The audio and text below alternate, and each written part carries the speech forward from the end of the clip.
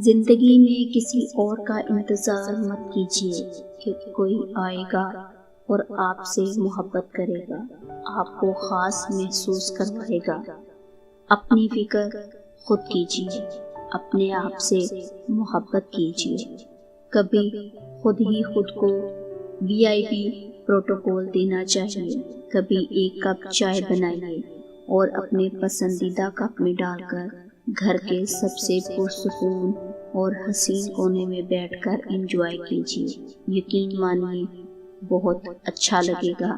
खुद को डेट करें, शॉपिंग पे ले जाएं, अच्छा सा खाना खाएं।